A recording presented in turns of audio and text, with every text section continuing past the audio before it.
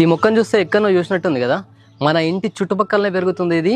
కానీ దీని ఆయుర్వేదిక గుణాలు చాలా మందికి తెలియదు అనమాట. సో దీని పేరు వచ్చేసి అకాలిఫా ఇండికా అంటారు సైంటిఫిక్ నేమ్.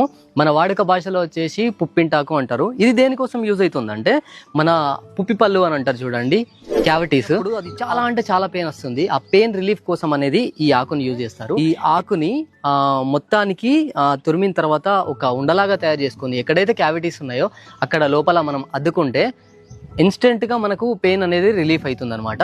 డెలివరీ అయిన తర్వాత చిగుళ్ళ నొప్పులు చాలా మందికి వస్తాయి అనమాట. సో ఆ టైంలో ఏం చేయాలంటే ఈ వేరు ఉంది కదా, ఈ వేరు తోటి మనం టూత్ బ్రష్ లాగా దీన్ని కొరికేసి ఇట్లా యూజ్ చేస్తే చిగుళ్ళ నొప్పులు కూడా ఇన్స్టెంట్ గా పోతాయి అనమాట.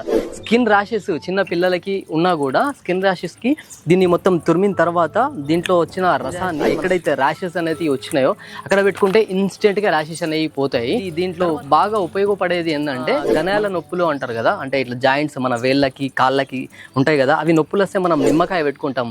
మీకు తెలుసుకోవచ్చు, మీ అంటే తెలిసిన పెద్దవాళ్ళని అడగండి, ఇంట్లో ఉన్న పెద్దవాళ్ళని. వేసి దానికి వచ్చిన రసాన్ని తర్వాత దీని ఆకుని కూడా అక్కడ అద్ది ఒక రోజు అంత ఉంచుకుంటే ఇన్స్టెంట్ గా తగ్గిపోతుంది.